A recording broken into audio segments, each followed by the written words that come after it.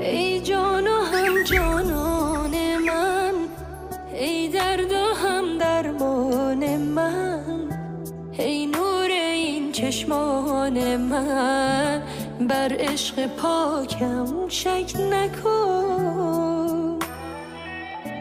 دور از تو دنیای غمم، از خویشتن گویی کمم، گویی سر و پا ماتمم، بر عشق پاکم شک نکن.